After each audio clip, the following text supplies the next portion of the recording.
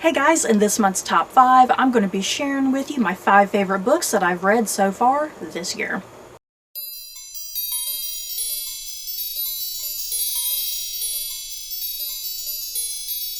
So, it's that time of the year. We're pretty much officially at the halfway point of 2021, so it's time for me to do my yearly so far video. What books have I enjoyed so far this year in 2021? I did manage to find 5 books. I've definitely read some good books this year. My only problem that I've had this year so far is that despite, I've had books that I've enjoyed, but the thing is, I've not read anything this year that has just blown me away. You know what I mean? A lot of times, by the time I reach this point of the year, a lot of times I've usually already read something that, like a book that just really stands out to me, and it's like, wow, this book is amazing, I freaking love it. And I've not really had that experience yet this year. So, yeah, this list that I'm about to share, it's like I really did love and enjoy all these books, but I feel like, doing a 5, 4, 3, 2, 1 countdown of them is almost a little silly, because I kind of feel the same way about all of them, you know what I mean? So yeah, the list itself doesn't, you don't have to think about it as a list necessarily. But yeah, just for the sake of the video, it's done as a list format. So yeah, I did find 5 books that I enjoyed this year, so let's get started. At number 5, I have The Charmed Wife by Olga Grushin, and this is essentially like a Cinderella retelling of a sort, but taking place after, if that makes sense. Cinderella and her Prince Charming, they have been married for quite a while, and it's reached the point that Cinderella has realized she's no longer happy in her marriage, and she wants out of it. She's facing a lot of anxiety and depression, problems with her husband, problems with her children, problems with, running this kingdom, just living a really static life. She's living a very static life that she just feels like she's going nowhere, she's not achieving anything. So that's where we're at the start of this book, just a really depressed Cinderella. This is definitely not the Disney version of Cinderella. And yeah, the big premise of this book, she's just so fed up with her life, fed up with her husband. She wants her Prince Charming dead, y'all. She wants him dead. So she goes into the woods. Makes me think of Into the Woods. Now I'm sitting here, I'm singing Into the Woods, the play, the music, I'm singing that in my head now. Into the Woods.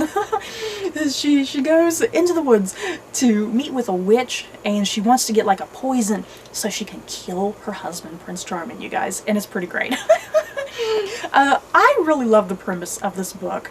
It's just really unique and refreshing for a fairy tale retelling, because a lot of times when you read these retellings, it's usually like a start to finish retelling, like how the fairy tale couples meet and their beginning, and then pretty much leading up to their wedding. But we never go beyond that. You know what I mean? It never goes beyond like years and years after the fact, once a fairy tale couple have been together for a long time. What are their issues that they're facing? Are they still in love, So that's what this novel is definitely exploring. It's exploring a very realistic version of kind of what the story of Cinderella and her Prince Charming could kind of turn into over the years, kind of just the natural progression it would possibly take. That they probably would both not be happy, they both be fed up with each other, they probably wouldn't be in love, So I really like this book, really just clever and unique, different, refreshing. It does, I feel like the book, it almost has there's something about it, it almost seems a little bit slow and repetitive at first, but it has such a great twist somewhere near the ending, you guys. There's a really fantastic twist that happens kind of around the ending that really changed my whole perspective of this book and how I thought about this book, and how I kind of was analyzing it after the fact. So this book, I think on the surface, it may just seem like, another retelling of a sort, But there is quite a bit more going on with this book that, you know, the inside flap here, the inside flap of this book is definitely not acknowledging or telling you about. And you have to kind of reach somewhere near the end of this book to really get to kind of, I guess, what the point of this book is. And it's kind of really great, and I love that. At number 4, I have Chain of Iron by Cassandra Clare, and this is book 2 in the Last Hours trilogy. This is a young adult fiction, if you will. This takes place in Cassandra Clare's very humongous Shadowhunter universe. I'm not going to sit and go too much into it. You've either read these books or you're not. There's like a good dozen of them at this point, so I'm not going to go too much into it. But yeah, Shadowhunters, essentially, the novels by Cassandra Clare, they tend to focus on younger people, you know, young adult aged people who have like special gifts and abilities, you know, like super speed, and they can jump, and they can fight with specially crafted weapons, and they have like angelic blood essentially kind of running through their veins.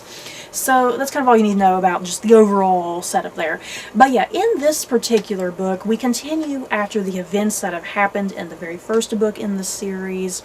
And yeah, in this installment, the Shadowhunters, they're having to deal with a serial killer, you guys. It's pretty great. I loved it. Definitely really different. It really kind of tests them and tests, you know, loyalties, and there's like betrayals and stuff like that. It's great. I really enjoyed this second book in the trilogy. The first book was really great. This one was just as great as well. I'm definitely really excited to see where book 3 is going to go. I do think this book suffers a wee bit from middle book syndrome. Thing is, a lot of trilogies suffer from that, you know, because this book is definitely more heavy on character than plot. But when it comes to Cassandra Clare, I mean, I've grown used to that over the years. I've kind of come to realize and expect how the middle books and all of her trilogies are going to go, essentially. And yeah, a lot of times her middle books are primarily character based, which is fine and great and all, because then when you do get to the third book in her trilogies, you know, a lot of stuff usually goes down, characters usually die, so it's like the middle book is always the best place where you get all the really good juicy character stuff, like individual characters, character relationships, so that way you're invested and you love these characters. That way when terrible things start happening to them in book 3, you're like, oh my god, no. But yeah, book 2 was really enjoyable. I loved it. A gorgeous cover as well. I'm always excited to see these Cassandra Clare covers. They're always the highlight for me. But yeah, I love this. Can't wait for book 3. At number 3, I have the Bolin King Trilogy by Laura Anderson. This trilogy of books, it is Tudor historical fiction, but alternative history. What this trilogy is exploring is essentially a what-if scenario.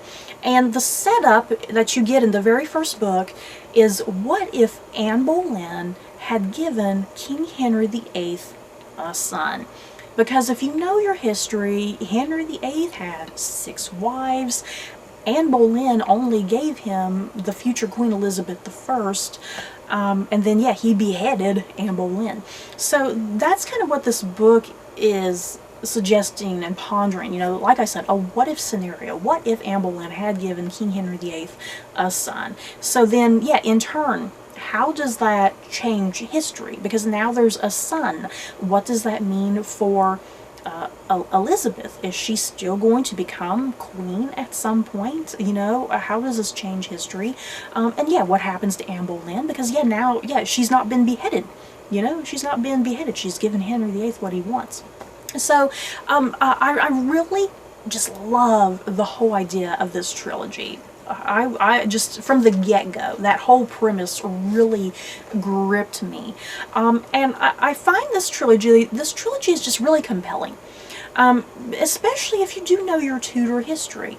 If you're very familiar with Tudor history and, you know, the cast of characters that populate it, it's really fun to kind of see a lot of these people in brand new ways and see how their lives are altered and affected. And if they go in a similar path, like it's fate, you know, like it's fate that this is always going to happen to them no matter what, or if it's just something dramatically shifts, you know.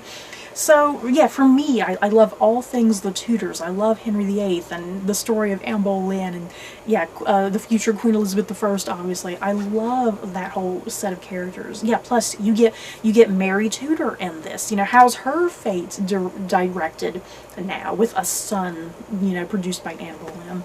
And it's just a really great trilogy if you like that sort of thing. I would kind of consider this, I guess I would consider this young adult. It doesn't necessarily read like young adult. There is a love triangle in here, but I don't think the love triangle is like nauseous. It's not nauseating. It's not too terribly nauseating like some love triangles can be. But yeah, really, what this trilogy, what I find compelling is definitely the altered state of history. You know, what is going to be destined, what's going to be fate, yeah, what's going to be changed. That's really what gripped me the most, and seeing all these historical figures kind of in a new space, in a new world, in a sense. So yeah, if you love all things Tudor, if you love kind of that what if question, if you want to see what a son of Henry VIII would get up to, what he would kind of be like, you know, would he be more like Anne Boleyn, would he be more like Henry VIII, you know, what would be Elizabeth's influence on him, you know, I definitely recommend this. And yeah, the books are not too long, they're actually, you know, a nice little size and whatnot. And yeah, it has a nice kind of proper conclusion, and very satisfying. I just found the whole trilogy just really satisfying and compelling and very intriguing. At number 2, I have The Wife Upstairs by Rachel Hawkins, and this is pretty much a contemporary modern day retelling of Jane Eyre. I do love me all things Jane Eyre. Yeah, guys. So yeah, when I heard that this was going to be, you know, a modern day retelling, I was like, hell yes, I definitely want to see how that would be interpreted. You know, what things would kind of be the same or what things would be different. And I mean, this is pretty much Jane Eyre. Of course, things are modernized. Like, for instance, you know, in the original book, Jane is a governess. She's going to Mr. Rochester to, you know, tutor and take care of his ward and whatnot. But in this book, instead of her being a governess, she's now Mr. Rochester's dog walker. She's there to like help take care of his dog, essentially, and that's how she's kind of infiltrated into his life, and how she gets close to him is because she walks his dog. So it's like little things like that the story, if you've read Jane Eyre, it's pretty much the exact same story. There's not really too terribly many differences. I think part of the joy and what's interesting about this book is definitely kind of seeing those little nuances and little changes that Rachel Hawkins has made, and how she's kind of incorporating that and changing it up. That's kind of really a lot of what I found appealing about this book. Because there's a lot of plot twists and turns and narrative things that happen in this book, and I kind of didn't find any of it like, oh my god, that's shocking or surprising, because I'm already very familiar with Jane Eyre, so I knew what to expect. So I think that could be frustrating for some readers of this book, like if you're expecting something really different. But for the most part, this book, it's essentially just Jane Eyre modernized. That's kind of all it is. So yeah, any little twists and turns that happen, there's nothing like surprisingly new or different. But I still really like this book, because like I said, part of the appeal of the book for me was definitely just seeing characters that I already love and I'm familiar with, seeing them in a modern way. And yeah, definitely really turn this into like a feminist retelling. I mean, I feel like the original Jane Eyre is a pretty feminist book in some ways. I mean, I think there's elements of it, you know, especially kind of that Jane and Mr. Rochester relationship that probably are a little bit problematic nowadays. But yeah, Rachel Hawkins definitely really kind of modernizes Jane in certain ways, and really turns this into a true feminist retelling, I think. And yeah, she's totally like anti-Mr. Rochester, you guys, which I was a little upset about, because I freaking love Mr. Rochester. He's one of my favorite classic leading men, you know, like after Mr. Darcy. But yeah, if you're looking for just a really you know, a modernized take on Jane Eyre, I think this is definitely for you. But yeah, just be warned. You're going to see the twists and turns coming, especially if you've already read the original Jane Eyre. But yeah, if you've never read Jane Eyre, yeah, this book will probably shock you and surprise you. But yeah, I definitely recommend The Wife Upstairs. It was really good, highly enjoyable, entertaining, definitely super entertaining, you guys. Kind of like a wry, dry comedy sometimes, you know, a dark comedy, which I really appreciated. And yeah, just really well done, fast-paced, entertaining. And at number 1, The Mystery of Mrs Christie by Marie Benedict. This is historical fiction going over the 11 days that mystery writer Agatha Christie, what happened there? Agatha Christie, mystery writer Agatha Christie, she for real, historically, went missing for 11 days. What happened? And that's what Marie Benedict is exploring, and it's done in a pretty fascinating way that I totally loved and enjoyed, you guys. What you have to know about the real-life disappearance of Agatha Christie. Agatha Christie never talked about it. To this day, it is a mystery. No one knows what happened. She just always remained mum about it, never talked about it. So yeah, that's definitely what Marie Benedict is exploring, is like, okay, what happened during those 11 days? Why would Agatha Christie stay silent about it exactly? You know, what was she hiding? What was she doing? Or did something else happen, you know, that we're not aware of? So what's great about this novel, it's done in like a dual perspective. Some of the book is told from the perspective of Agatha Christie herself, and then other bits of the narrative are told through the perspective of her husband, because she goes missing, and of course, who do the cops think might have done something to her? They think her husband did something to her, like he's trying to get rid of her, you know? So, of course, the natural blame and suspicion is heading towards her husband. So, I love the dual narrative. I loved the Agatha Christie narrative, and I love the point of view from her husband. Because, yeah, Marie Benedict is definitely, she definitely has a point, a purpose. She's definitely, you know, throwing in like a lot of feminist elements into this narrative, you know, to explain what Agatha Christie might have been up to, possibly, and why. And it's just nice to see Agatha Christie kind of in this different manner. And I think what she's also exploring, what Marie Benedict is also exploring, is how this disappearance affected Agatha Christie herself as a human, as a woman, and as a writer. How did that influence her future writing and whatnot? And I think it's all brilliantly and cleverly done, especially by the time you get to this book, and you really do kind of get to the aha, you know, you get to the aha moment of this book, like, okay, I see where this is going. I see what Marie Benedict is trying to say and do.